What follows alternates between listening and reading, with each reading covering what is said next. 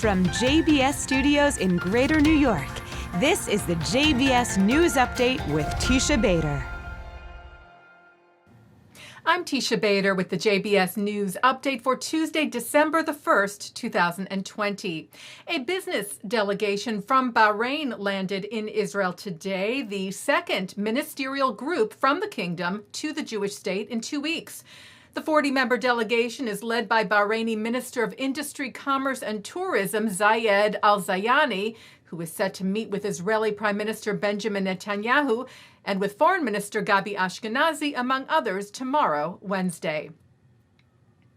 Meanwhile, political tensions in Israel continue between Netanyahu's Likud party and Defense Minister and alternate Prime Minister Benny Gantz's Blue and White, as the deadline to approve a budget draws near. The state budget needs to be approved by December the 23rd, or the government could collapse and prompt early elections. Talks between coalition parties are continuing as a proposal to dissolve the Knesset and call for early elections is expected to be voted on in the Knesset tomorrow, Wednesday. Later this evening, Gantz said he would support the proposal, that he could no longer support Netanyahu, who he said was dragging his feet in reaching the budget. Gantz said such an outcome could be avoided if Netanyahu immediately acts to pass the 2020-2021 budget, as agreed, he said, to in the coalition deal. A disturbing, seemingly anti-Semitic incident in New Jersey. This past Saturday, a dead pig's body was found outside the door of a rabbi in Lakewood, home to a large Orthodox community. Police Chief Greg Meyer told local publication The Scoop, "We will not tolerate such acts in our town." Director of the New York, New Jersey Regional Office of the Anti-Defamation League, Scott Richmond, said this incident is beyond horrifying and should be condemned by all. We're glad Lakewood PD, he said, is investigating the incident as an apparent bias crime. And in Vienna, Austria, this past Thursday, a rabbi was assaulted by a woman who pulled out a knife, knocked his hat from his head, ripped his yarmulke off his head, kicked the rabbi in the leg, and yelled an anti-Semitic threat at him before fleeing the scene. She has not yet been apprehended. The rabbi told first responders that arrived at the scene that he was not injured. Austria's Minister of the Interior, Karl Nehammer, condemned the crime as an attack on Jewish life in Vienna. He said the incident is now in the hands of the agency that investigates acts of extremism and terrorism. Nehammer said there is no tolerance for anti-Semitism, no matter whether it's politically or religiously motivated.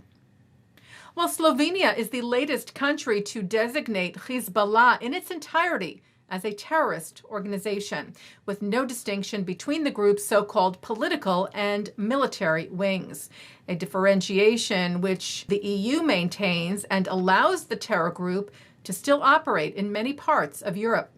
Slovenia's state government said it will henceforth treat the Iranian-backed Lebanese-based group as a criminal and terrorist organization posing a threat to peace and security, adding that Hezbollah's activities are intertwined with organized crime and the conduct of terrorist or paramilitary activities on a global scale. Jewish organizations welcomed the declaration. The American Jewish Committee tweeted "Bravo," listing all the other countries to date who have made the same declaration, asking who will be next to acknowledge the truth and join the list. B'nai B'rith International tweeted, "We welcome this decision as a growing number of European and Latin American countries acknowledge the group for what it is and urge more nations to do the same." The World Jewish Congress tweeted, "In its decision to ban Hezbollah, Slovenia has proven that it stands on the right side of history. To those who have yet to make this ever-important move, it is time to step up."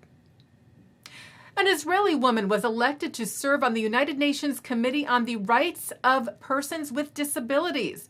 Odelia Fitoussi, a children's art therapist who has muscular dystrophy, is the first Israeli to serve on the committee. Elected to one of 9 available spots, she received support from 109 countries, including several Arab countries. Israel's President Reuven Rivlin congratulated her, tweeting, "I am sure your important voice at the UN will be a positive influence for people with disabilities around the world." Israel's ambassador to the UN, Gilad Erdan, said Fitoussi's selection represents a true triumph of the human spirit.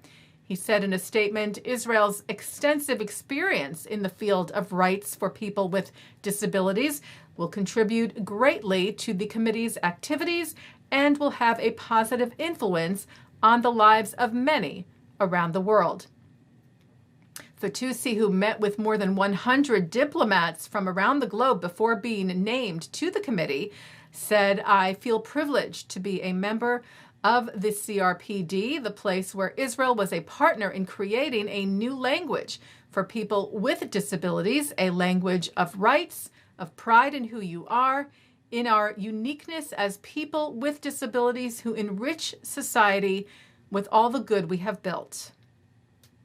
Taking a look now at our programming for tonight on JBS for Tuesday, December the 1st. At 7 o'clock, it's an overview of the creation and history of Israel by Union College professor Dr. Stephen Burke. At 8, Menaz Afridi, Omar Baum, and Robert Satloff reflect upon the history and legacy of Jewish life in the Arab world with Elizabeth Thompson.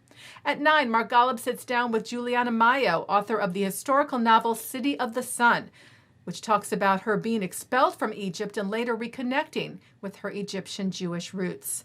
At 10, Alaska Airlines navigator Elgin Long, who helped save thousands of Yemenite Jews brought to Israel in 1949, is honored.